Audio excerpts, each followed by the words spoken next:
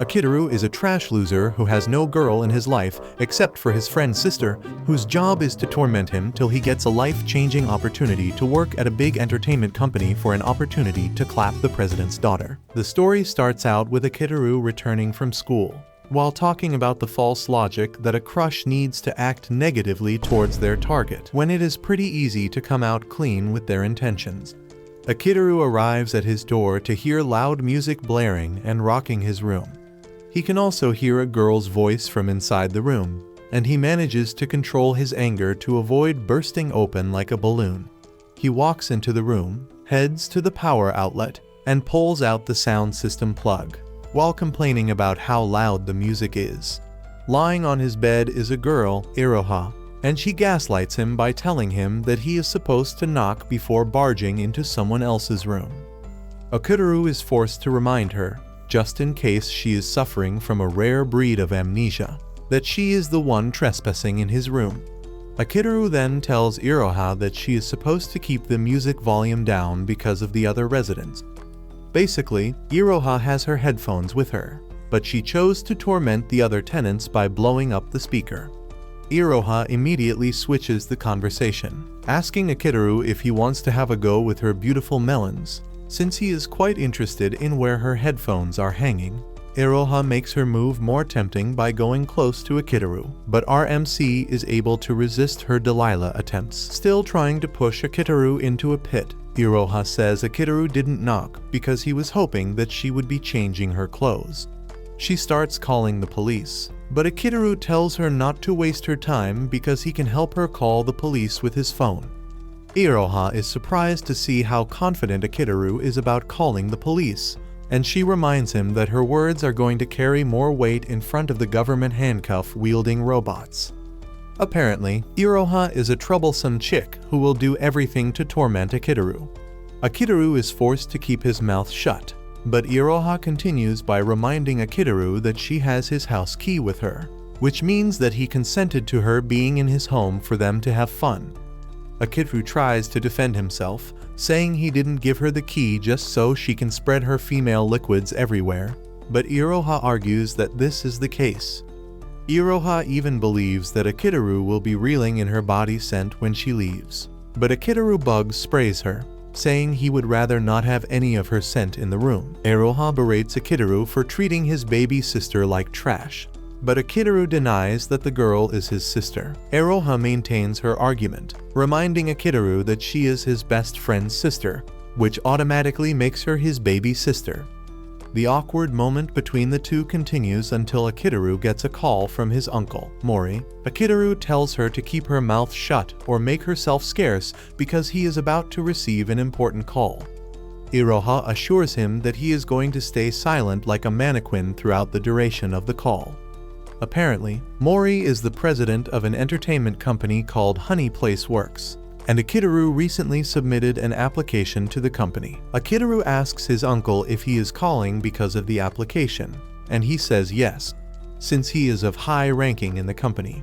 He assures Akitaru that he can help him out, but he also has something he wants Akitaru to do for him. All while Akitaru is on call with his uncle, Iroha is glued to him like a python, listening to their conversation. Before Mori reveals the first favor he wants, he asks Akitaru a unique question. He wants to know if Akitaru has a girlfriend or not. Iroha hears this and immediately goes into crazy mode, ready to make life difficult for Akitaru. While trying to push her away, her voice slips into the phone, and Mori asks him if someone is with him, but he lies that he just got a cat. Iroha doesn't make the lie easier for Akitaru as she continues tickling him, making him uncomfortable for the rest of the call. In the end, Mori picks a location for them to meet, but he expresses his relief that Akitaru doesn't have a girlfriend. After the call, Iroha acts like she didn't do anything wrong and even tells Akitaru that she needs some thick milk. Akitaru points her in the direction of the fridge instead of unleashing his hot sausage on her. Soon afterward, Akitaru is seen in class, diligently copying his friend's notes. An erase bounces in front of him, and he picks it up before telling the owner about it. Instead of being grateful, the owner is startled that Akitaru helped him out because obviously, Akitaru is a damn loser, and he doesn't want his loser trait to transfer to him. Momentarily, his best friend and Iroha's brother, Azuma, joins Akitaru in class. Azuma thanks Akitaru for helping him out, and he promises to buy him some snacks later. The conversation between the two soon progresses to Azuma telling Akitaru that Iroha most likely has a crush on him. Akitaru debunks this because he doesn't think Iroha would prefer to torment him if she really likes him. Azuma mentions that the way girls think is pretty different from boys. But Akitaru still doesn't think he is a likable person since he is the leader of losers. In addition, Akitaru doesn't see himself taking advice from Azuma, who is a magnet for all good things. Their little conversation is interrupted by the arrival of their strict math teacher, Sumire. Just her presence in the class sends the students to the afterlife and back. Later that day, Akitaru is packing his bags when a classmate comes rushing over to tell him that a cute girl is asking after him. This draws attention to Akitaru, and when he checks out who it is that is asking after him, it turns out to be none other than Iroha. Akitaru walks up to her, asking her what she wants with a very serious tone. Instead of her usual rash and egotistical self, Iroha replies to Akitaru with a calm and cute voice. Iroha then suggests that they go home together, and Akitaru agrees. Akitaru plans to call Azuma along, but Iroha tells him that there is no need for this because she wants them to be alone. Akitaru berates Iroha for acting fake in front of everyone, but this turns out to be a big mistake on his path. Iroha turns things around by asking Akitaru why he is being harsh when they are clearly a couple. This immediately sparks outrage among the students who are spectating. Iroha continues by saying Akitaru even played love games with her, leaving the spectators picking their jaws from the floor. Azuma shows up on the scene, and Iroha continues with her jail sending lies that she and Akitaru are going on a date. Realizing that things are only going to get worse, he drags her out of there. Akitaru drags her to the stairs, where he demands to know what type of game she is playing. Iroha mentions that she has made herself his girlfriend just to torment him because of the phone conversation she heard the day before. Iroha says it like she is doing Akitaru a favor by becoming his girlfriend, since he is a piece of trash. Unlike the regular days, Akitaru is pissed at Iroha for playing games with him, telling her that the call with his uncle is important for his future. Akitaru walks away in anger, but Iroha suddenly grabs him from behind, telling him he has a potato for brains because he can't see the fact that she loves him. She rubs his back while telling him that she wants them to remain close forever. Iroha's confession hits the right spots in Akitaru's mind and soul, leaving him ultimately defenseless. He has no idea what to say to Iroha, but everything immediately goes downhill when Iroha reveals that she was only messing with him. Iroha knows the best way to get to Akitaru, and she exploited it easily. Akitaru is stunned by embarrassment that he doesn't even know what to say. Iroha notices how embarrassed he is because his entire face, up to his ears, has turned red like pepper. When Akitaru finally pulls himself together, he angrily tells Iroha that he is never going to believe a word out of her mouth again. Later on, Akitaru meets Mori at a cafe that he had picked out for them. Akitaru thanks his uncle for meeting him despite his extremely busy schedule. Mori then reveals that there is someone else who will join them soon. Before then, Mori wants them to talk about other things. Mori expresses his shock at the fact that Akitaru has developed his own game, but Akitaru mentions that it was a team effort. Apparently, Akitaru has a team known as the Fifth Alliance, and together, they all worked on the game to bring it to life. The game is basically the talk of the town as it has been able to reach 1 million downloads in a short space of time. Even with the recorded effort, Akitaru thinks it would be much better if they get promoted by his uncle's company. Since they are getting into the main conversation, Akitaru asks him about the conditions he mentioned. Instead of answering immediately, Mori tells Akitaru to look at the order list and get himself something. Momentarily, a waitress shows up to take their order, and Mori wastes no time asking her out. Akitaru cannot believe that his uncle is a creep, and, exhausted from their boring talks, he asks to use the bathroom. He closes his eyes as he enters the restroom, causing him to push the door open without knocking. By the time he opens his eyes, he sees a girl doing her thing on the toilet seat, and the girl ends up screaming like a strained cat out of sheer embarrassment. When Akitaru finally returns to the cafe, the girl is also there, and it turns out that the girl is Mori's cousin, Mashiro. Basically, she is his cousin, and Mori finally decides to reveal his condition to hire Akitaru and his team. Akitaru and Mashiro almost die of shame when Mori reveals that he wants Akitaru to be her boyfriend till she graduates from school. Apparently, Mashiro has never attended any public school before, and Mori is just trying to protect her. Realizing that he can help her cousin out, Akitaru agrees to the deal, and Mashiro reluctantly agrees too. Mashiro has no issues, since the entire thing is fake and she hates Akitaru's guts. Before the end of the meeting, Mori gives Akitaru the cold face to tell him that he is going to be in trouble if he ever makes a move on Mashiro, but Akitaru knows this much.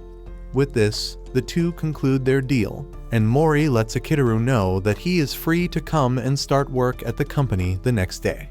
The next time Akitaru returns to school, he runs into Iroha, who immediately suspects that something is going on with him. Akitaru tries to hide it, telling the girl not to disturb him. He finally gets rid of her when he enters his class, and moments later, Mashiro enters the class to introduce herself as the new student in class. She wastes no time spicing things up by revealing that she and Akitaru are a couple, and this immediately sparks an uproar in class. Akitaru is considered the class trash, and one of them asks her how he met Akitaru. Mashiro stutters before saying they met in the bathroom, ultimately sparking another wave of shock. Mashiro realizes that things are getting awfully weird and immediately ends the introduction phase. But when she gets to her seat, which is conveniently beside Akitaru, she acts the total opposite of what a girlfriend should act like. Akitaru tries telling her to play the part, but she lets it be known that she hates his guts, and she suggests that they keep their stories straight so that no one will see that she is treating him like trash. Just then, Azuma taps Akitaru on the shoulder, asking him why he kept his relationship a secret. Akitaru simply tells him that he is going to explain the details to him later. Just as he promised, Akitaru explains to Azuma how he got to be Iroha's fake boyfriend, and Azuma teases her for being the lucky guy, but Akitaru thinks it's the opposite. Azuma then reminds Akitaru that Iroha loves him, but as usual, Akitaru throws this idea in the trash. Azuma soon stands up to go get food, and the annoying green-haired student shows up to talk about his new love life. In the middle of the conversation, he mentions the little girl, Iroha, that he is always hanging out with. Unlucky for Akitaru, Mashiro walks in to hear the greenhead say that Akitaru hangs out with a little girl. Akitaru tries to salvage the situation by telling the greenhead that Iroha is Azuma's sister, and that there is nothing romantic between them. Akitaru finally manages to get rid of the dude by using his weakness for Sumire against him. After he is gone, Mashiro walks up to Akitaru, telling him to get him some rice balls. Akitaru is surprised to hear this since he never signed up to be Mashiro's slave. Mashiro reminds him that he is her boyfriend and he should at least try to play the part. Akitaru is forced to step out to get her the rice balls that she wants, but as expected, she gets no thanks for what he did. Moments later, the strict teacher, Sumire, enters the class. Just as expected, she roasts a kid so badly that he wishes to be isekai'd. Since it is Mashiro's first time being in Sumire's class, she also has a hard time dealing with a strict woman.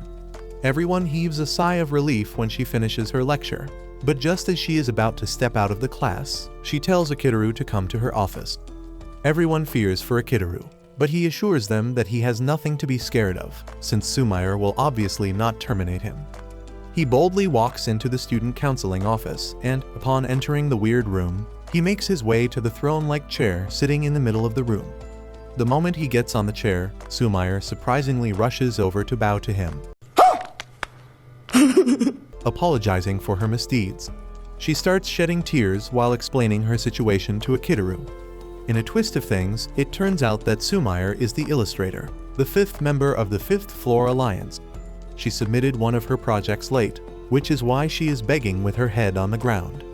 Akitaru scolds her the same way she scolds the students in class, by reminding her of the core principles of being a disciplined person. Sumire begs forgiveness while telling Akitaru that she is only role-playing whenever she comes to class. Akitaru was already letting things go until he asked about the progress of her project, and he found out that she was still stagnant. He almost locks her in one of the pain-inflicting devices sitting in the room, but decides to let her go when she reveals that she was suffering from an artist's block. Akitaru scolds her, saying she should have come to him sooner with her problems. Instead of being remorseful, Sumair says she didn't want to come to her because she was maintaining her aura points. This earns her a painful procedure of Akitaru grabbing her pressure points. At the same time, this helps her relieve all the stress she has been feeling. This causes her to remember the pressure she felt the very first time she met Akitaru. Sumair thinks it is the worst way they could have met, but Akitaru believes it is the most beautiful way. Akitaru then tells her to submit her draft as quickly as she can, but this forces Sumair to call him the cruelest man out there. Akitaru then tells her that she is to blame for bringing it upon herself. The two end up having a back and forth before Akitaru finally decides that it is time for him to leave. Before leaving, Sumair asks Akitaru about his relationship with Mashiro, and he explains that it was the only condition that Mori set for him to land the gig. After hearing this, Sumair appreciates Akitaru's effort in helping the team. Sumair then mentions that there was a problem at Mashiro's former school because she was being bullied. Apparently, her classmates found out a secret, and they started using this against her. Sumair says Mashiro has been through some really bad times, and Sumair urges Akitaru to help her. Akitaru assures Sumair that this is his plan from the onset. When Akitaru finally returns to class, he finds Mashiro packing her things, and he suggests that they head home together, but she stares at him with a very scary face, telling him not to talk to her. Mashiro is forced to run out of the room when she realizes that everyone is staring at them. Azuma walks up to Akitaru, trying to comfort him concerning his troubles with Mashiro. Akitaru is going through a really tough time, but he is determined to find a way to become friends with Mashiro.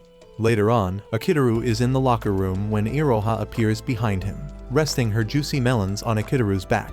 Akitaru doesn't notice this until Iroha herself points this out. The sensation finally kicks in, leaving Akitaru totally blown away. The moment Iroha notices that Akitaru is already falling for her trap, she continues to pile on the misery. She hugs him tighter so she can feel the sensation of her body.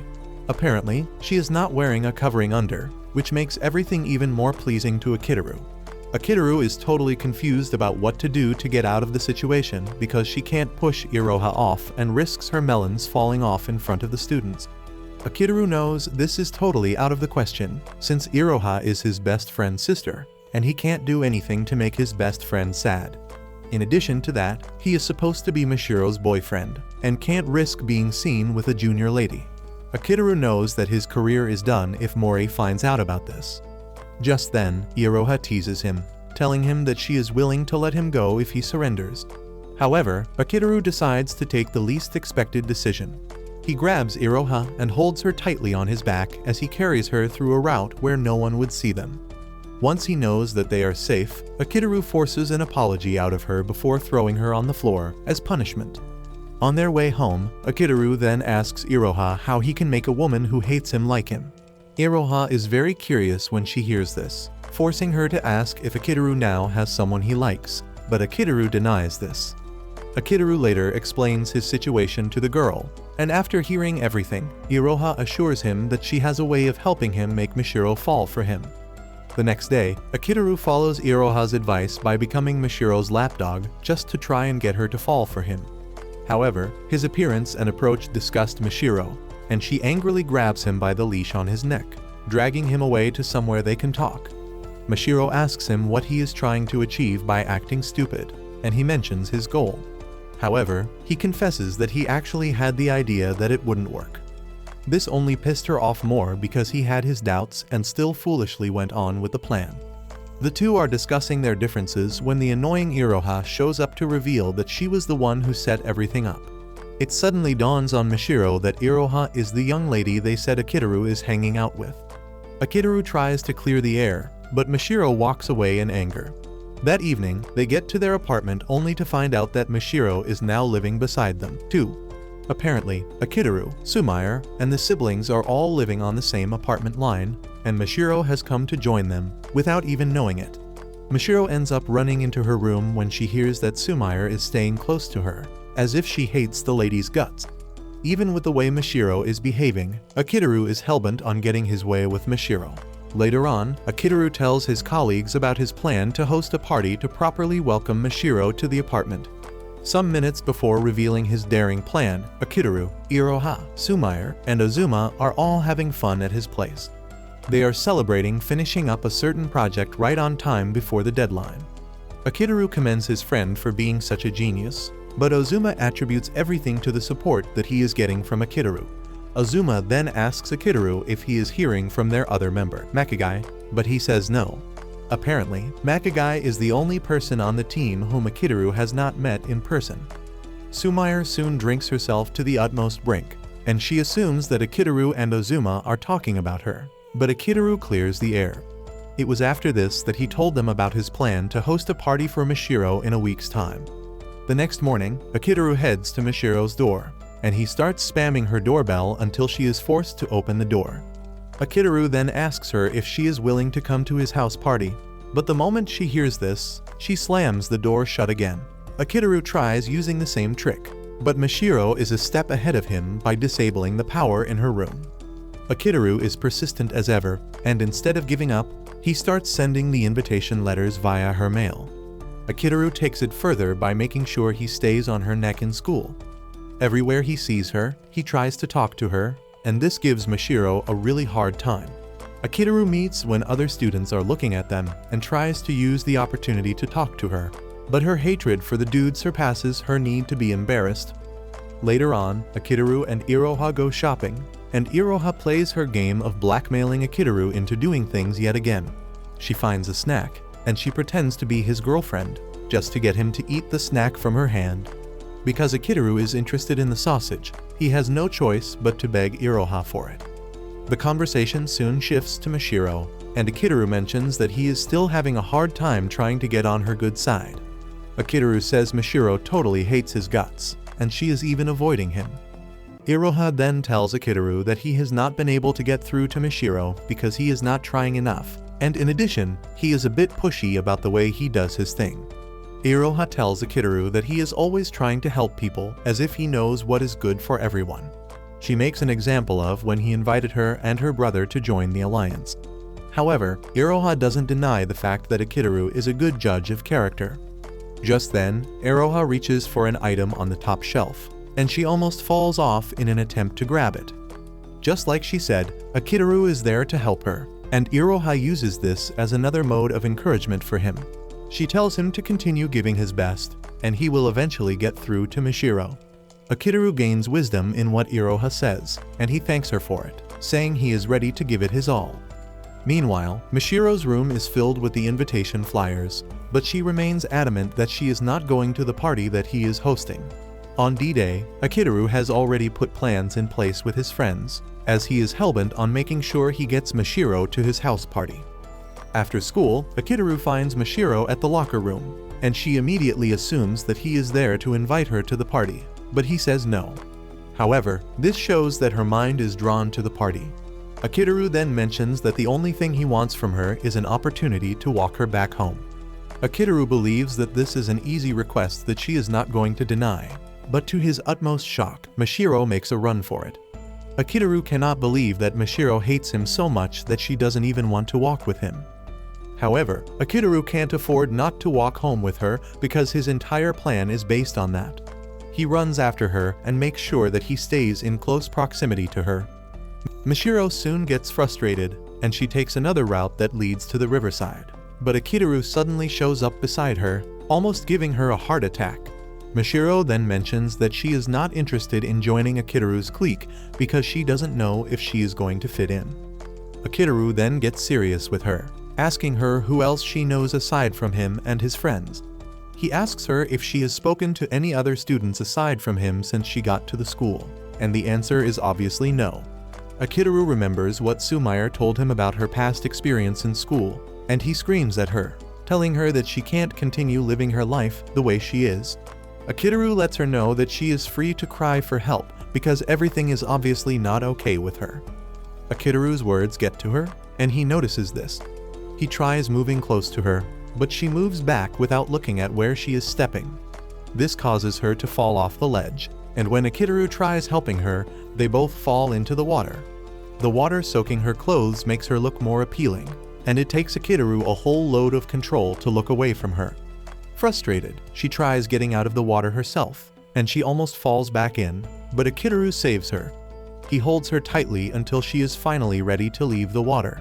By the time she steps out of the water, she is totally calm and even laughs at Akitaru's joke for the first time. Mashiro finally confesses that she doesn't hate Akitaru, and she urges him not to hate her, too. Mashiro then reveals her fear of not getting along with Akitaru and his friends, which is why she is hesitant to join his group. Akitaru tries to make her feel better by telling her that he is also an ordinary dude who has nothing to boast of. However, Mashiro argues with him, saying her father already told her that he is the one who created the Fifth Alliance game. With this, Mashiro believes that Akitaru should be the most popular kid in school, but Akitaru clears the air, saying no one in his class knows that he invented the game. Akitaru claims that he kept it a secret because he doesn't want the attention to get into his head. Mashiro is blown away by Akitaru's mentality, and not long after this, the two walk back home together. Just as she is about to enter her room, she notices that her door is open, and Akitaru offers to escort her in just in case someone has broken in. The two slowly walk into the dark room, but suddenly, Mashiro is hit with a welcome celebration, ultimately shocking her. Akitaru tells her that it is her welcome party, but Mashiro is more worried about the fact that they entered her apartment without her consent. Akitaru then shocks her, saying they are actually inside his apartment, not hers. Mashiro is confused at this, since she is pretty sure that she walked to the end of the line where her apartment is. Akitaru then confesses, saying she is not actually at the end of the line because they put a holographic screen there to make it seem like she has reached her apartment. Mashiro is utterly blown away, and she is forced to ask them why they would go to such lengths for her. Akitaru assures her that she is going to understand everything once she joins them. Akitaru calms her down, telling her that she is free to consider everyone in the room her friend, and for once, Mashiro finally acts like herself. Later on, Iroha and Akitaru stand on the balcony of their apartment to take in fresh air. Iroha feels the moment, and she acts cool for the first time, thanking Akitaru for giving her the chance to be the voice-over artist for his game. It turns out that Akitaru met Azuma when they were in the middle academy, and Azuma was known as an odd guy because he was always spending time in the science lab. Some even assume that he is conducting inhumane experiments inside the lab. However, Akitaru was the only person who approached him, and he decided to take a deep dive into Azuma's talents. Sometime later, Akitaru runs into Azuma on the apartment floor, and while they are discussing, Iroha shows up, making it the first time that Akitaru will meet Iroha. She seemed like a shy girl who even thanked Akitaru for helping her brother out in school. Back then, she was a sweet girl with nothing irritating about her. In class, Akitaru expresses his shock that Azuma has a sister, and he didn't know. They are in the middle of their conversation when one of the notorious delinquents, Otoi, walks up to them in the most nonchalant way. She tells the two that she would like to see them behind the gym. The two have no choice but to follow her to hear what it is that she has to say. Getting to the back of the gym, she offers them candies even though they are against the school rules. She really doesn't care about the rules, and the two have no choice but to take the candies from her. Akitaru then asks Otoi why she called them behind. Otoi drops the bombshell, saying she would like to know the kind of person Iroha is. It turns out that Iroha approached her group with the intention of becoming a delinquent just like them. Otoi says she wants to know the kind of person Iroha is, since she heard from others that she is an honor student. Akitaru then asks her if she is planning on inviting Iroha to the club, and Otoi tells them that she is still thinking about it. However, she confesses that she would have no choice but to accept Iroha if she begs to be in the club. She then asks Azuma about his thoughts, but he finds it difficult to answer. Since they are indecisive, Otoi leaves the two to deliberate on what they just heard. Akitaru then asks Azuma why he couldn't give an answer to the question that Otoi asked. Azuma confesses that he doesn't know how his sister operates because they are not really close. In fact, they might go 2 months without talking to each other. Upon hearing this, Akitaru finally grasps the kind of situation that the family is in. Being the serial helper that he is, he cooks up a plan, and he asks Azuma to let him come to his house after school. After school, Akitaru escorts Azuma home, and he notices that their entire living room is empty. Azuma mentions that he doesn't use the living room for anything. The moment they step into Azuma's room, Akitaru is shocked to see just how scattered it is. There are gadgets everywhere, and Azuma urges him not to step on anything because he might just get angry. Akitaru retorts, urging Azuma to clean his room instead. Azuma defends himself, saying he already knows where he placed everything in his room, which makes it easier for him to navigate without stepping on anything. Akitaru is impressed by the inventions in his room, but Azuma downplays this, saying anyone can do it. Moments later, the two sit down to play games, and after receiving several episodes of whooping, Akitaru tells Azuma that he has to visit the restroom. The moment he steps out of the room, he reveals his real intention of coming to the house. It turns out that he is there to know the kind of person Iroha is. He stands by the door to eavesdrop on her conversation, and he gets so carried away by this that he fails to know when Iroha opens the door. However, before Iroha can scream, he grabs and pushes her into the room. He manages to calm her down, telling her that he is not a bad guy. The moment he lets Iroha go, she turns around and lands a dirty slap on his face. Akitaru tries to defend himself, but suddenly notices that Iroha has a call from the leader of the delinquents, Takebana. Iroha picks up her call and engages in a short conversation with Takebana before turning to Akitaru to ask her what he wants from her. Iroha tries to dissuade Akitaru from meddling in his business because he is nothing more than a friend to her brother. Deep down, Akitaru is eager to help because Azuma has been through a lot already in the academy, and it would be bad if his sister ends up in the delinquent group. Akitaru tries to get to know her more, but she makes sure to make things really difficult for him. Up next, Akitaru decides to track Takebana down, since he heard that she usually holds a music street performance. Even though the weather is very hot, Akitaru doesn't give up, and after a really hard time of looking, he finds Takebana. He approaches her and calls her by her name, which shocks her. Takebana assumes that Akitaru is a stalker for knowing her name, but Akitaru clears the air, saying he is there to talk about Iroha. Before they can get down to the real conversation, he passes out from exhaustion. He later holds the meeting in a cafe while Iroha is also present. Akitaru tells Takebana to consider giving up on her life to be a delinquent and just become a regular schoolgirl.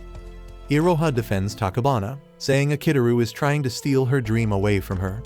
Apparently, Takebana likes making music, and Akitaru decides to ask Iroha if she wants the same thing, too.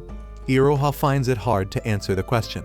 Akitaru puts pressure on her, and Takebana finally cuts in, saying she can read Iroha like a book. It turns out that Iroha has an interest in making music, but she is a fan of Takebana's music.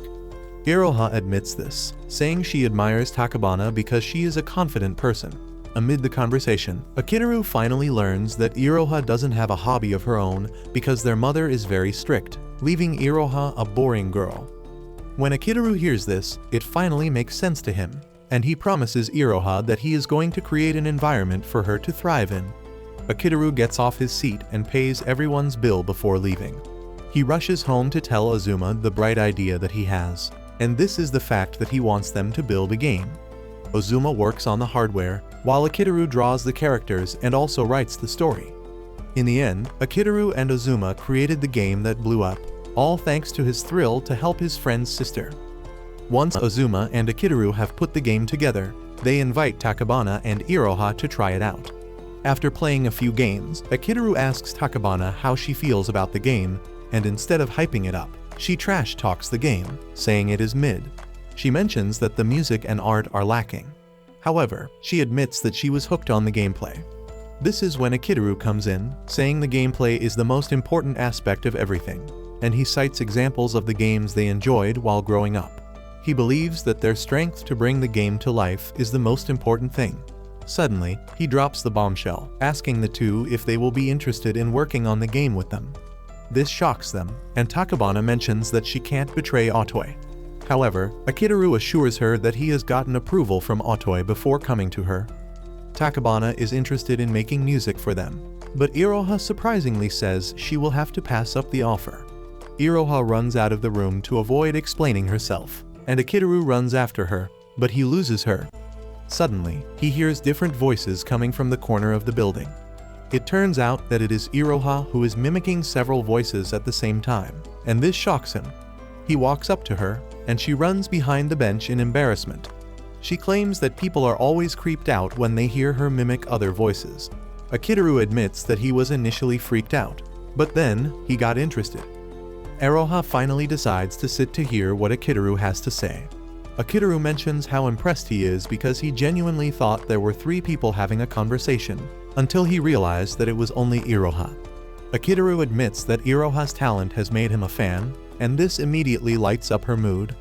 Iroha downplays what she did, saying it is nothing too serious because it is something she does out of boredom. She reveals how she started mimicking anime characters when she was younger. However, when her mom saw her do this, she lost it and ordered her not to again. To make sure she adheres to this, she stripped away all the fun things that she usually does. This was why she was so hooked on following whatever her mother tells her, because she is already used to it. Iroha then asks him if he does drama or anything like that, but he says no. Because his mom is a makeup artist for actresses, he once went to a location with her, and he got to see how things were done. With what he has seen, he assures Iroha that her acting ability is top-notch, leaving the girl red-faced again. However, Akitaru knows that Iroha can't bring herself to betray her mom, which is why she was looking for someone to force the choice. Akitaru finally understands why she accepted the offer to join the delinquents, so that they can influence her decision.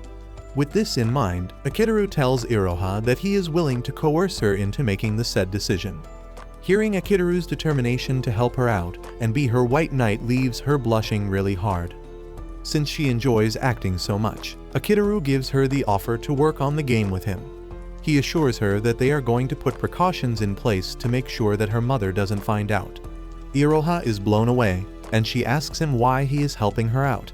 He replies that he is doing this because she is his friend's sister and nothing more. Iroha finally feels like she has found someone she can be comfortable with, and she tells Akitaru that she is looking forward to working with him. Days later, Iroha arrives at his door, and she wastes no time, taunting Akitaru about the fact that he is interested in her body. Akitaru is forced to tell her that he will leave the door open if that will keep her mind at rest. She enters the room, and Akitaru offers her a drink, but she still uses this opportunity to taunt him, saying he might be looking for a way to slip something into her drink. Just then, she notices the several books on the bed, and Akitaru tells her that he bought everything for her to practice. He also tells her that the books will remain at his place so her mother doesn't find out. Iroha believes that this is just an excuse to force her to come to his house every day. After this, the two started working together, and Akitaru even made her go on physical strength exercises to help her voice. Day after day, Akitaru made her mimic anime dub on mute to help her build her confidence and fluency. In no time, the dormant acting talent in her starts to bloom. Shortly afterward, Otoi invites them to her just-completed studio, which is set up inside a storehouse. She reveals that she convinced her grandparents to give her part of her inheritance very early. Akitaru is blown away by this, as he wasn't expecting her to go that far. Otoi is completely blown away when she learns that Iroha will be the one voicing all the characters. She initially had her doubts, but Iroha cleared it up after showing her talent. With this, Iroha's voice acting began, but it remained a secret between him, Iroha, and Otoi. Later on, Iroha thanks Akitaru for the opportunity he gave her because without him, her talent would have been wasted away. She also mentions that she talked with her brother for the first time. She reveals that her brother is such a boring dude, who only has fun whenever Akitaru is around, furthermore pointing out just why Akitaru is important. Akitaru then gifts her brand new headphones, and since she won't be able to use them at her house, he gives her a key to his apartment, telling her that she is free to use his apartment anytime she wants. Now in the present, Iroha mentions that she has been maintaining the same vibe ever since then. Akitaru praises her for having such incredible talent. He asks her about the situation at her place, and she tells him that things haven't changed, which is why she is still coming around all the time. He asks about Takebana, and she tells him that Takebana has found herself working for a professional who recognized her talent, which led her to the United States. In the end, Iroha tells Akitaru that they all owe her, and all he needs to do is accept their gratitude. She moves over to Akitaru, and she hugs him from behind, and Akitaru finally asks her to be his friend, instead of his friend's sister. Later on, Iroha is in the shower thinking about Akitaru's invitation for a hangout with the rest of the team. She is pretty sure that no one else aside from Mishiro will be present, and this is because her female guts are screaming on the top of their lungs, telling her that Mishiro actually likes Akitaru. To prevent Mishiro from stealing Akitaru from her, she decides that she needs to honor the invitation and keep an eye on Akitaru. Soon afterward, Akitaru shows up at the place where they are to meet, and just as suspected, Mishiro and Iroha are the only ones present for the hangout. Iroha wastes no time grabbing Akitaru's arm to make sure he feels the softness of her melons. Mishiro refuses to be left out, and she grabs Akitaru's other arm, too. She shamelessly tells Akitaru that as long as Iroha gets to hold him, she is free to do the same. Realizing that he has no choice, Akitaru suggests that they go see a movie first.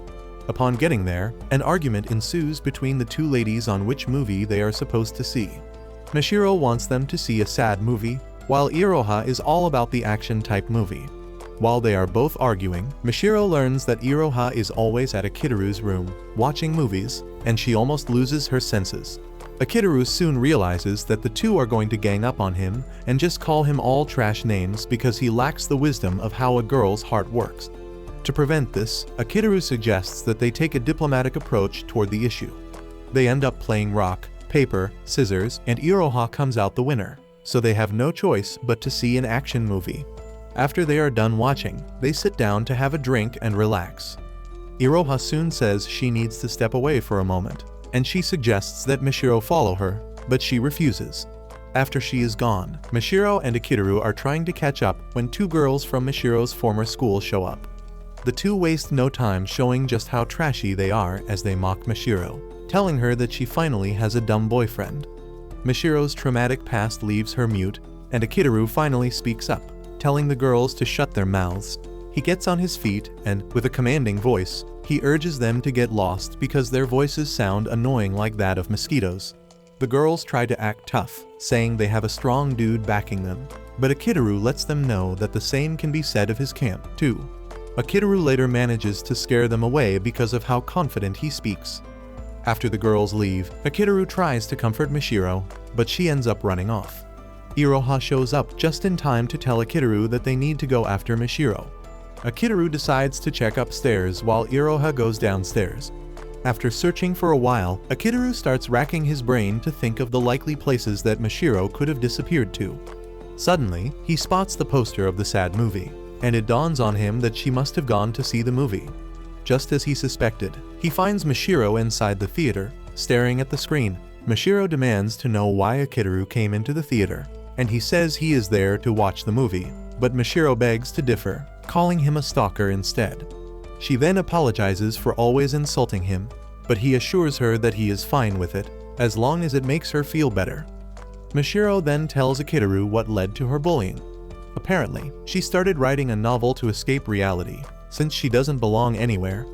Out of nowhere, the girls found the novel, and they showed it to everyone, which then kick-started her miserable days. Just then, Akitaru tells her that he knows a professional novelist just like her, who writes novels to escape reality. In fact, he is a big fan, and when he mentions their name, Mishiro appears to be familiar with the novelist, too. Akitaru tells Mishiro how he was engrossed with the book because of how it shatters reality. By talking about the book, the two end up having a good conversation, and Akitaru even shatters whatever guard she is mounting by patting her head. Akitaru manages to get her out of her shell by assuring her that she can always follow his lead. Not long after this, Akitaru texts Iroha to let her know that he has found Mishiro. Iroha replies that she is in the resting areas. Akitaru and Mishiro get there to find Iroha talking to the two bullies. Mishiro quickly hides behind Akitaru, believing that Iroha is one of them, but Akitaru urges her to watch and see for herself. Iroha is busy laughing with the two until she starts hurling insults at them, telling them how miserable they are for picking on Mishiro. The two try to fight back, but Iroha's voice acting comes into play. She changes her voice into a deep, scary voice to send a cold chill down their spine. Her voice is so scary that the two fall on their knees, but Iroha is not done with them just yet. Iroha threatens to rearrange their ugly faces by punching them. Iroha is about to punch one of them when Akitaru shows up to stop her. Akitaru then reminds the two of how he told them that he has some scary people backing his group, too. With Iroha's display sending fear down their throats, Akitaru warns them, telling them that he never wants to see them around Mashiro again, and the two politely accept this. After the two run off, Iroha thanks Akitaru for showing up just in time before her fake mask wears off.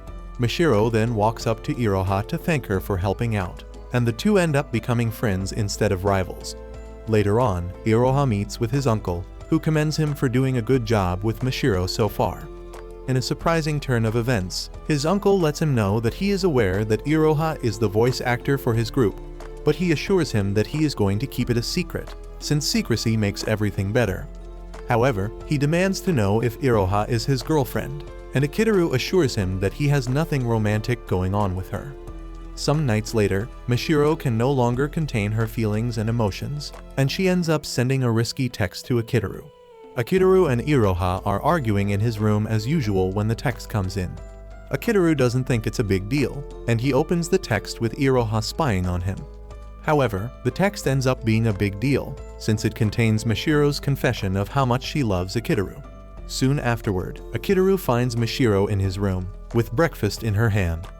This shocks Akitaru, who assumes Mashiro hit her head, which is why she is acting really weird, but Mashiro assures him that she is fine. Akitaru is still trying to understand what is happening when Mashiro pushes him to the bed with the intention of doing naughty things to him. The two lock lips, and he is enjoying every bit of it until he wakes up to see Iroha sticking a candy down his throat and making fun of how he sucks. Akitaru screams at her, asking her why she is sticking a candy in his mouth. In her defense, she claims she is trying to cool him down, since he was busy moaning in his sleep. Iroha continues to make life harder for him, as she tries to figure out what turns him on. The two are arguing until Akitaru realizes that it is already 8 in the morning. He freezes up immediately he sees, and he starts praying that it should be a holiday or something. Being in the business of making his life hard, Iroha lets him know that it is a weekday. Akitaru quickly gets off his feet to start preparing for school. However, he can't get Mashiro's confession via text out of his head. He wonders if it is really true that Mashiro loves him, or if she is just messing around. Since he is the man in the equation, he decides to talk to Mashiro and let her know how he feels. Moments later, Akitaru finishes dressing up, and he starts running to school. While waiting at a pedestrian stop, Iroha urges him to calm down because there is no one who is going to scold him, since it's his first time running late. Akitaru then reveals that he is trying everything to avoid getting scolded by Sumair, who is obviously the queen of latecomers. The conversation between the two soon escalates into Iroha grabbing Akitaru by the arm and telling him to test out his confidence on her, so he won't mess up when talking to Mashiro. Not ready to fall for her usual schemes, Akitaru thinks she is messing around, and he smacks her on the head while calling her a moron. Iroha was expecting a nice reaction, like blushing from him, but he tells her that he needs to do more, like taking his virginity in sleep. Akitaru runs off, leaving her on the sidewalk, but Iroha makes it her mission to seduce Akitaru. After running like a horse, Akitaru finally makes it to class, totally exhausted. He turns around to greet Mashiro, but her facial expression almost sends him to the ground. Akitaru tries talking to her about the message she sent, but Mashiro stares at him like he is a pest before telling him that his voice annoys her. This confuses Akitaru because he can't believe that Mashiro is the same person who sent him the text. Akitaru then picks up his phone to text her, asking her why she is ignoring him. Mashiro replies warmly, saying she is embarrassed. However, her expressions whenever he turns to look at her say a completely different thing. Mashiro sends repeated texts, telling Akitaru about the gorgeous dress that she bought just for him to see. This only creates a sense of confusion in Akitaru's head because he doesn't know exactly what Mashiro wants. Sumair soon enters the class in her usual strict manner, talking about why the students need to be punctual. Akitaru cannot believe that a chronic latecomer like her, who never meets her deadlines, is talking about punctuality. After Sumair's class is over, Azuma asks Akitaru if he is fine because he came later than usual. Akitaru assures the dude that he is good because he only overslept a little. Azuma then urges him not to push himself too hard, and Akitaru says the same to him. The conversation between the two then switches to the development and progress of the game. Apparently, the team's writer is having issues with the way they are directing their lines. The two became completely engrossed in this that they didn't know that Mashiro is staring at them. By the time Akitaru notices this, Mashiro is staring at him like the devil reincarnate. Akitaru is confused, but unknown to him, Mashiro is pissed because she is jealous of how Akitaru and Ozuma are talking to each other passionately. Akitaru wonders what is happening all of a sudden, and why there are so many irregularities at once. Later on, Iroha is reminiscing about the bold text that Mashiro sent to Akitaru when Mashiro shows up at the door to see her. Iroha steps out to talk to her, and she thanks her for taking the time out to speak with her. Mashiro takes Iroha to a more private space where they can talk, and she asks her about Akitaru's lateness to school that day. Iroha tries to sweep this under the rug until Mashiro reveals the exact number of minutes that Akitaru ran late. Iroha is stunned when she hears this, and she realizes that Mashiro is way scarier than she thinks. Mashiro asks her if Akitaru is sick or anything, and Iroha suggests she talk to him personally. However, Mashiro reveals that she is too shy to talk to him, which is why she came to Iroha. Iroha can sense the sincerity in Mashiro, and since she doesn't hate her, she decides to tell her the truth. She lets her know that there is nothing wrong because Akitaru only overslept, and hearing this comes as a relief to Mashiro. Before leaving, Mashiro asks Iroha if she can always come to her for advice, and Iroha reluctantly says yes. Later on, Iroha tracks Akitaru down to find him where he is having his lunch. Realizing that Mashiro is going to get ahead of her if she doesn't act fast, Iroha tries to be nice to Akitaru, but he shuts her off. Just then, Akitaru asks Iroha what he can do concerning Mashiro's confession, because this is the first time he will experience such. The moment he says this, Iroha angrily drops her drink, and she asks Akitaru if he is truly worried about Mashiro's confession. Akitaru confirms this, saying it is the first time a girl has confessed to him, but this only makes Iroha even angrier. Akitaru can't understand why she is mad, and she even insults him before leaving. Akitaru is surprised because this is the first time Iroha has genuinely insulted him. As if things are not bad enough already, Akitaru gets summoned to Sumayor's office. He gets there to find out that Sumayor finished her task 2 days before the deadline, which has never happened before. This further adds to Akitaru's headache of the irregularities happening all at once. He manages to leave the office, but his head almost explodes because he doesn't have the experience to deal with everything happening to him. After his crash out at school, Akitaru is at home checking his messages while still trying to figure out how to deal with so many changes. He walks into the living room to find Iroha wearing an apron and acting unusually nice, which annoys him as he wonders what she is planning. Iroha assures him that she is not plotting anything and simply wants to cook for him. A moment later, she serves the meal and even offers to feed him, which Akitaru refuses at first, but Iroha keeps insisting. After some back and forth, Akitaru finally gives in, only to regret it when Iroha gently blows on a spoonful of food and tells him to open his mouth, treating him like a freaking baby. Although he finds the behavior disgusting, Akitaru lets her feed him, but soon forgets himself after tasting the delicious meal. After finishing the porridge, Akitaru thanks Iroha, but he feels awkward when she wipes his mouth. She asks if he needs anything else, and when he says no, she quietly leaves. He waits for her usual bubbly return, but she never shows up. His vibrating phone snaps him out of it, and he asks why she was acting strange. Iroha says she is trying to be his ideal type. Akitaru realizes she is doing the opposite of Mashiro's strategy, because, in reality, Mashiro is harsh but sweet in her texts, so Iroha is trying to be sweet in reality and goofy in her texts. This realization plunges Akitaru into more confusion as he can't understand why everyone is acting crazy.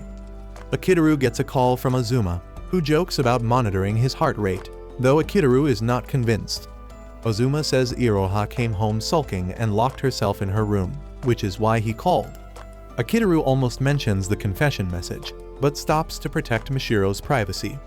Ozuma understands and shifts to business, asking about Makagai's terrible script. Akitaru plans to reject it, and Ozuma agrees to back him up. After the call, Akitaru feels ready to face everything, thanks to Iroha's porridge. The following day at school, Akitaru's body has healed, and his brain is back to its maximum capacity. He basks mentally in the glory of finishing all his backed-up tasks and checks in on Iroha, who is supposed to have an afternoon recording session with him. However, she doesn't plan to make things easy and asks him to get on his knees and beg her. After handling Iroha, Akitaru turns around to see Mashiro oozing her usual psycho aura while typing furiously on her phone. He wants to ignore her since he is only dealing with 5th floor alliance issues, but he worries about leaving her confession unanswered. However, he wonders how to do that when she wouldn't talk to him without acting like he is sewer trash. Moments later, as he steps out of the classroom, Sumire stops him, asking about his health and telling him to follow her. Akitaru pauses, asking why, and she reminds him of his promise earlier when she asked him to do her a favor. Not knowing what to expect, he warns her not to pull any crap, but Sumire presses into his face and assures him that it is a matter of life and death, which scares him a little. As soon as they reach the counseling room, Sumire drops to the floor and begs Akitaru to save her drama club because it will be disbanded if they fail the upcoming competition. Akitaru does not care about the club and tells her to let it go so she can spend more time watching her questionable anime. Sumire refuses because her younger sister Midori is the club president. She gushes about how adorable Midori is until Akitaru shuts her up. She keeps talking anyway, even slipping in a few compliments about herself, and when he finally stops her again, she desperately begs him to help because she will be reassigned as the girls' tennis coach if the club closes, a job she hates. Akitaru is stunned to learn she bagged the tennis coach title by bragging about her toned body and 9-packs to the principal. Seeing that Akitaru refuses to help her, she decides to use his own tactics and tells him that she can't meet any deadline if she coaches the tennis team. She pleads with him to just attend one practice session, and Akitaru reluctantly agrees, which makes Sumire ecstatic. A few moments later, they head to an alleged haunted classroom to watch the drama club members. After seeing them, Akitaru remembers that Midori is the top student in their level and talks about her achievements, which makes Sumire proud. However, Akitaru starts roasting her, saying she might need to get a DNA test because she is too dumb to be blood related to a genius. They then continue spying, and Akitaru tells Sumire that they don't need to worry about the club with such a capable president. However, he quickly takes it back during the actual showcase as things suddenly turn chaotic like dopers on a shroom high. After the show, Akitaru tells Sumire to prepare to be disbanded WTH, such an abysmally horrible act. Midori proudly gives their show an 80, but Akitaru bursts in and roasts the entire performance so hard that Midori nearly cries. She tries to talk back, but immediately shrinks when she sees Sumire standing at the door, staring at her. Sumire walks in confidently and begins praising herself as the club girls swoon. She then introduces Akitaru as a super producer, though the girls remain wary after his earlier outburst. Midori gets fired up and calls him useless, claiming he knows nothing about theater. Sumire steps in to calm her, slipping in a few insults disguised as compliments for Akitaru. Midori still doubts him and demands proof, and Sumire shockingly says Akitaru has produced many Hollywood hits. Midori believes it instantly, making Akitaru realize she is brilliant academically but clueless otherwise. Once Akitaru starts giving pointers, the girls begin praising him. But remembering his criticism, Midori angrily demands to know his relationship with Sumire and even suggests he might have flirted with her for favors. Akitaru overcommits to the producer act and tells her to apologize to Hollywood, insisting he sees Sumire as a stone. Midori becomes offended and starts hyping her sister's body. Tired of the chaos, Akitaru leaves. Sumire joins him outside, pleading with him to help them.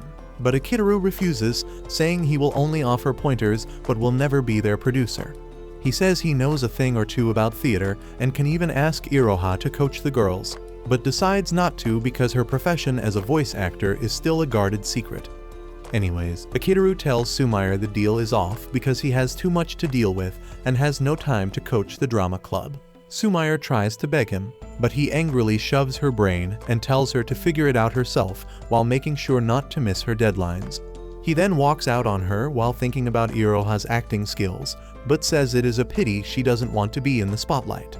Moments later, Iroha is in the locker room preparing to leave for her recording session. Checking a message from Akitaru, she calls him an idiot for acting aloof toward her feelings. She doesn't feel like seeing him, but she decides to go anyway because she loves her job. As she slips into her comfy shoes, Iroha wonders why Akitaru never takes her seriously, though she knows her constant teasing doesn't help. She's also jealous of Mashiro because Akitaru always pays attention to her. Yet he only treats Iroha seriously when it's about work.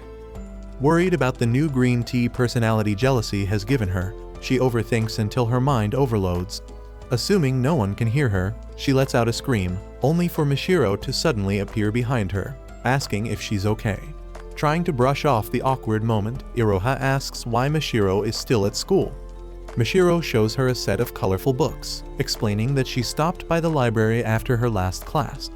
Iroha is surprised, as she hadn't expected her to be into romantic novels. Mashiro says she wants to try something different, then panics, afraid Iroha will see through her. Iroha immediately notices she's hiding something. Mashiro asks if they should walk home together, but Iroha quickly declines, saying she has a part-time job and avoiding any mention of her gig with Akitaru. She mischievously adds that her job involves using her mouth, making Mashiro misunderstand.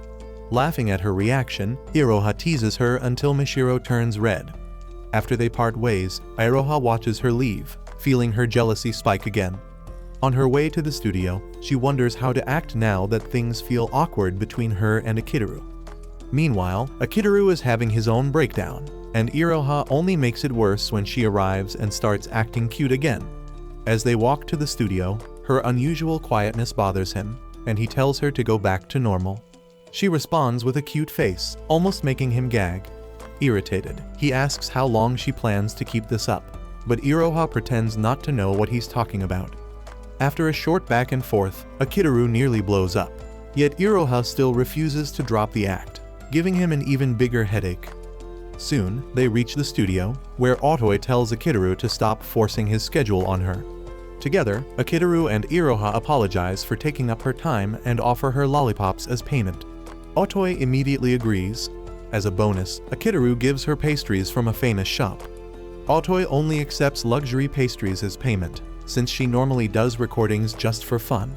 Accepting real jobs would require responsibility, something she avoids entirely. When Akitaru first tried to recruit her, she refused until he tempted her with premium pastries. Even now, she still turns him down whenever the pastry isn't to her taste. Thankfully, she likes today's own, and Iroha heads into the booth to begin recording. Otoi scolds Akitaru for not giving Iroha the scripts ahead of time, and he hurriedly explains that she can't take work home because of her strict mother. Still, he insists Iroha is so outstanding she only needs 5 minutes to read the script. Today, she has to record 5 different characters, including a male role. Akitaru watches proudly, certain she'll breeze through it. The first role is a male delinquent, but the moment Otoi signals her to start, Iroha shocks them both by sounding like a green tea bitch. Otoi stops the recording and demands to know why she sounds so refined. Iroha, confused, wonders what she did wrong. One by one, she attempts all 5 characters, and every voice sounds the same. Otoi grows frustrated, while Akitaru becomes irritated. Iroha is oblivious as she voices each character with enthusiasm. Otoi, fed up, asks Akitaru why Iroha sounds so off. Speechless and irritated, he quickly apologizes to Otoi, who's already done with the bull rap. She then asks Iroha how she thinks she did, and Iroha cheerfully says she did well. Akitaru scolds her harshly, but Otoi shoves a sweet in his mouth just in time to stop him from saying something worse. Otoi notices Iroha's changed expression and announces they are done for the day. Iroha sadly rushes out, ignoring them. After she leaves, Akitaru apologizes and thanks Otoi for stopping him in time. She asks what happened, and Akitaru recounts all the new and confusing experiences he has been facing. Otoi bluntly says she knows nothing about love and warns him not to let any love triangle interfere with Iroha's talent. She explains that although she has a sharp ear for music, she lacks the drive to be a true artist, which is why she enjoys supporting those like Iroha. Otoi praises Iroha's skill and dedication, saying it is why she decided to devote her remaining high school time to her. After warning Akitaru again, she teases him about his feelings for Mahiro. He denies any special feelings, but Otoi insists he would not have been so affected by her confession otherwise. Seeing his confusion, Otoi presses his face to her chest, telling him to listen to her heartbeat. She explains that they are both clueless about romance, but even she, normally unfeeling, can be moved in that position. She pushes him away, saying he is avoiding his feelings because he thinks they are pointless. Akitaru finally realizes Mishiro's love letter affected all three of them, and he had been a jerk for mishandling things between himself, Iroha, and Mishiro. He thanks Otoi for helping him understand, apologizes for disrupting the recording, and she reminds him not to forget next time's payment. Once outside, he immediately arranges to meet Mishiro for dinner. That night, he takes her to a very cozy romantic restaurant. Akitaru laughs at her nervous expression, making Mishiro pissed. Mishiro wonders if he can afford to eat at such an expensive place, offering to make her dad pay for them. Akitaru assures her that he can foot the bill. Besides, the thought of her father lecturing him scares him a bit. He explains that he has gained some money from his business with the Fifth Floor Alliance. Akitaru tells her to forget everything else and just focus on dinner. After tasting their delicious grape juice, Mishiro looks around, noticing all the lovely couples. Akitaru wonders if she doesn't like such places. Mishiro explains that she is super happy because this is the first time she is seeing couples without feeling hatred toward them. Apparently, she used to because most couples shove their lovey-dovey attitude in her face, making it seem like she doesn't deserve to be loved. However, the ones in the restaurants look so happy and are only focused on each other. After dinner, they step to the balcony to enjoy the sight. Mishiro was hesitant to come here at first because she didn't want their romantic dinner to end. Akitaru wants to give her a response to her confession, but Mishiro stops him, saying she is not ready to hear it. He insists, but she refuses, telling him that she already knows he wants to turn her down. Basically, the moment she received his invitation, Mishiro knew he planned to refuse her. Akitaru tries to talk, but she stops him, explaining that he is a nice guy, which is why he brought her here to make good memories. However, she doesn't plan to give up. She also feels that he must have been moved by Iroha's advances. Mishiro refuses to be sad and excitedly tells him she will wait for him no matter how long it takes. Akitaru tries to use the excuse of being busy with work, but Mishiro assures him that she will be near him for as long as he stays with the Fifth Floor Alliance. While leaving, she informs him that from tomorrow, she will be driving him nuts with love. As soon as Mishiro leaves, Akitaru picks up his phone, getting ready to face Iroha next. Later that night, when Akitaru goes to see Iroha, Ozuma welcomes him inside with a cheerful grin. Akitaru wonders why Ozuma is letting a guy visit his sister so late, but Ozuma casually explains that their mother will not be home. Once Ozuma disappears, Akitaru calls out to Iroha, trying to apologize, but she refuses to open the door. She insists that she should be the one apologizing for messing up the recording session. No matter how many times Akitaru begs her to open up, Iroha keeps shutting him down, saying she does not want to see him. Desperate, Akitaru threatens to break down the door. Iroha does not believe he would go that far, but to her shock, he actually smashes it open. After barging in, he drops money on the floor to cover the repair cost. He falls to his knees, head bowed as he earnestly begs her to forgive him. While she quietly stashes the repair money, Akitaru confesses that he met with Mishiro earlier and rejected her confession. Iroha reacts the way she always does, acting unimpressed and teasing him for blowing his supposed chance to lose his virginity. Akitaru ignores the teasing and apologizes for letting the Mishiro situation get to his head. He tells Iroha he has no interest in romance. In his mind, her anger comes from the fact that he was thinking about romance when he should have been focusing on the Fifth Alliance business. After listening to his hopeless excuse, Iroha manages a small laugh, and to keep herself from revealing too much, she agrees with his explanation. After hesitating a moment, she finally admits she was jealous of how he treated Mishiro.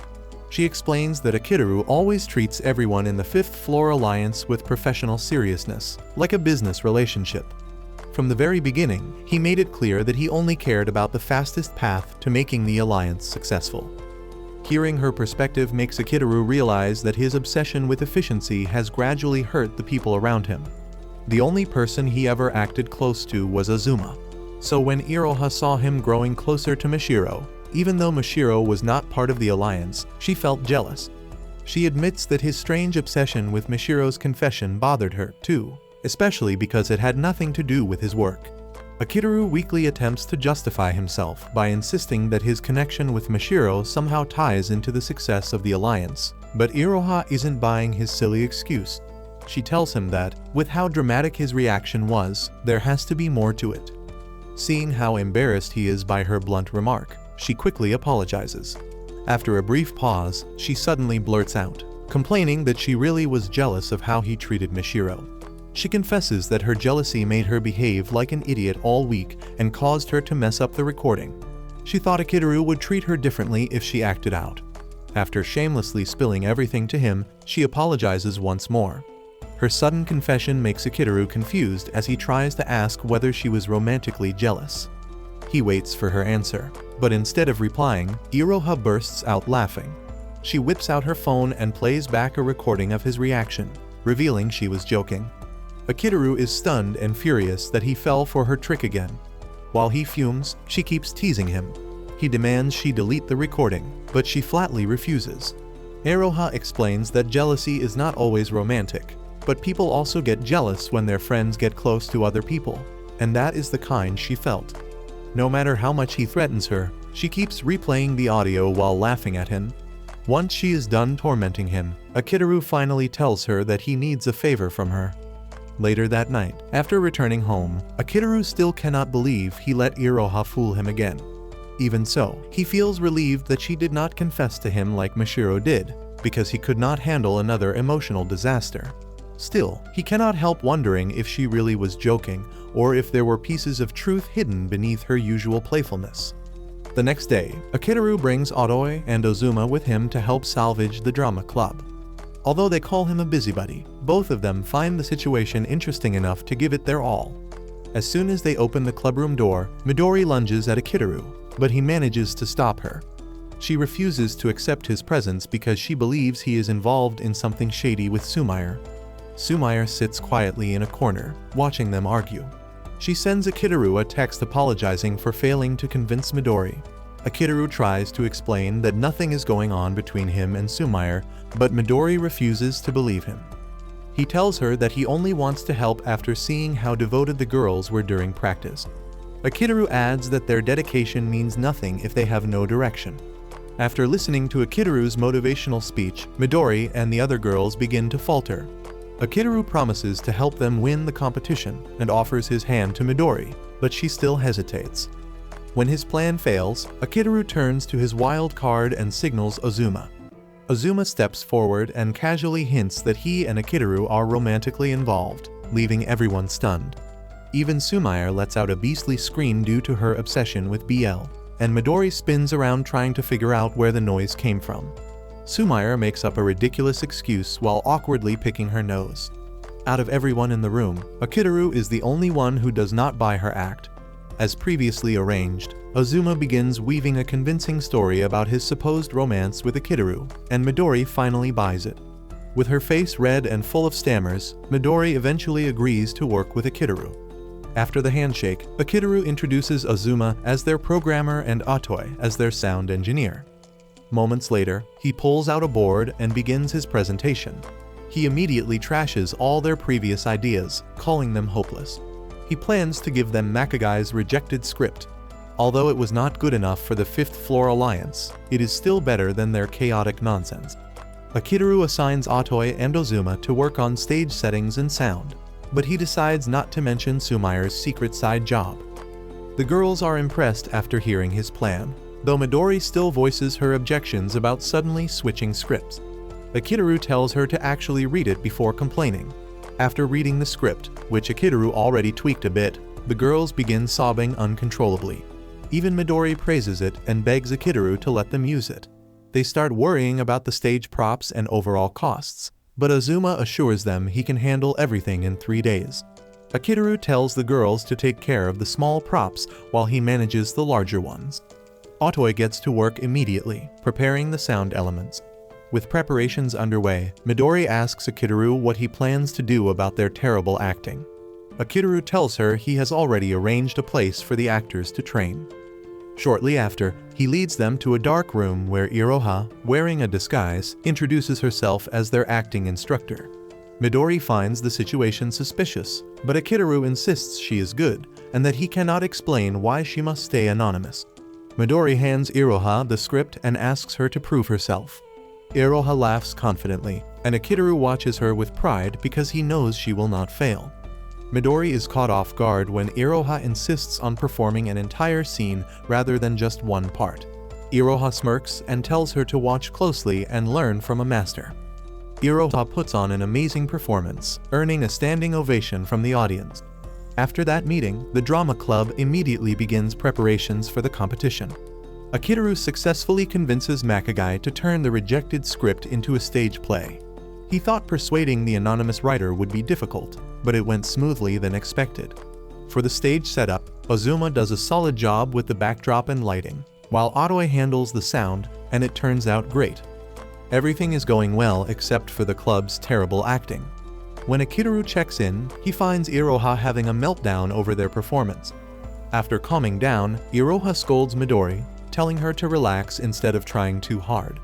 Midori had been reciting her lines perfectly, like a robot. Iroha gently tells her to loosen up and act naturally.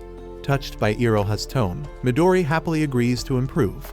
Watching from a corner, Akitaru feels relieved that Iroha has things under control. While receiving feedback from Iroha, one of the girls nearly collapses from exhaustion. Iroha suggests taking a break, but the girl stubbornly refuses. Later, Akitaru notices Mishiro peeking through the door and steps into the hallway to talk to her. Mishiro hands him a plate of sandwiches and scolds him for skipping meals. While they're discussing, some students interrupt them. Embarrassed, Akitaru tells Mishiro that people might get the wrong idea about them.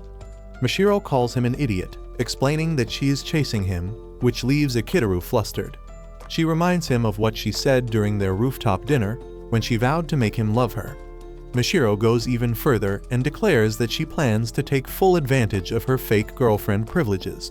Right after saying all that, her confidence vanishes and she darts off in embarrassment. Relieved to see her go, Akitaru bids her farewell, but Mishiro turns around and sweetly tells him that she cannot wait to watch his show. Akitaru heads back inside and sees Iroha praising the girls for their improved performance. The girls thank her for being a good teacher, and they cheer together, promising to do their best before the competition. Akitaru notices Iroha's changed expression as she quietly watches the cheerful girls. That evening, Iroha goes home with Akitaru and, as usual, immediately takes over his bed. Akitaru watches helplessly as she claims the bed, like it belongs to her. Seeing his uncomfortable expression, Iroha pushes things further by slightly lifting her skirt just to tease him. Akitaru shows no reaction and grabs a deodorizer spray to shut her up. Iroha screams from the discomfort, but Akitaru keeps spraying her like she is a pest. He tells her to leave his house if she is uncomfortable, and to his surprise, she agrees. Akitaru finds her behavior suspicious, but Iroha insists she has no hidden agenda and picks up her bag to leave. Akitaru stops her and asks if she is truly okay. He explains that she seemed bothered earlier in the drama room. Iroha is surprised that he noticed and, realizing she cannot hide it from him, she finally opens up. She admits she was jealous of the drama club girls because they can freely stand on a public stage, while she has to remain a mysterious voice actor. She feels that the only way to truly belong to the Fifth Floor Alliance is by openly showing her talent. Akitaru feels bad for her and declares that one day he will help her perform proudly in front of everyone. Akitaru explains that he formed the Fifth Floor Alliance to help his friends become the best versions of themselves. He proudly announces that he will be giving her even more work in the future. As the mood lightens, Akitaru promises to pave the way for all her dreams. Moved by his words, Iroha agrees to follow his lead. With the competition drawing near, Akitaru reminds her not to slack off, and Iroha promises to work hard to deliver a great production. Meanwhile, Canaria, an editor from Yuza Publishing, rings the bell at Mishiro's apartment. Mishiro quickly pulls her inside, telling her to keep her voice down. It is revealed that Mishiro is actually Makagai, the anonymous member of the Fifth Floor Alliance, and Canaria knows about it. Mishiro warns her to be careful because her friends don't know about her identity. Canaria is shocked when she sees the rejected script, as it is nothing like Makagai's usual work. Mishiro, however, believes the script is perfect. Canaria lectures her on how different it is, explaining that Mishiro usually writes dark, disturbing stories, while this one feels bright. She desperately begs Mishiro to return to her usual creepy style. A day before the competition, the drama club gathers for one final rehearsal. Watching everything come together, Akitaru feels proud. He texts Iroha to praise her for doing a great job teaching the girls. He also receives a thumbs up from Otoi, who believes the club is ready. Sumair thanks Akitaru for helping revive the once-dead club. Taking advantage of the moment, Akitaru threatens her about her deadlines. Sumair is spooked by the sudden shift and quickly changes the subject to the pep rally before running off. Ozuma wants to attend the rally but wonders if it is allowed since he is not part of the club. Akitaru decides to attend as well and asks Ozuma to go ahead while he cleans up. Ozuma then asks him about his relationship with Iroha, and Akitaru explains that things are back to normal. Ozuma says he is happy since his sister seems happier, and then teases Akitaru about Mishiro. Akitaru quickly denies it, feeling guilty and unwilling to joke about Mishiro's feelings. Seeing his expression, Ozuma drops the topic, joking that he was hoping for a love triangle. Akitaru tells him it is messed up to joke about other people's struggles. After everyone leaves, Akitaru begins cleaning the hall when Midori approaches him. She tries to thank him for helping the club improve, but Akitaru stops her and explains that their progress is due to their own effort. He tells her to save her thanks for after the competition. Midori agrees and promises to do her best. Before leaving, she warns Akitaru that she still finds his relationship with her sister suspicious. After rambling about Sumair and embarrassing herself, Midori dashes out of the room. After cleaning, Akitaru heads to the club room for the rally, only to find everyone acting all solemn. He learns that one of the girls from the club, Yamada, fainted and has been rushed to the school clinic. Akitaru recalls that she almost fainted earlier from exhaustion. Seeing that she might not be able to participate in the competition tomorrow, Akitaru feels terrible for letting things get this bad. Midori also blames herself for not paying attention to her members' health. Sumair tells them to stop assigning blame and figure out the replacement for tomorrow's performance. With no backup left to take Yamada's place, Midori is desperate as she urges the other girls to step up and volunteer. Unfortunately, the remaining 3 girls have been working behind the scenes so far, and they have no knowledge of the script or how to act. But Akitaru wants to suggest Iroha, however, it is not his decision to make.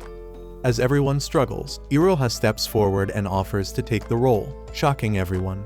Akitaru hesitates, unsure if she is ready, but Iroha confidently insists. She removes her disguise and declares that her dream is also tied to this play. Moved by her resolve, Midori accepts, and Akitaru watches proudly as he vows to help her achieve her dream. Thanks for watching till the end, and don't forget to watch out for future updates.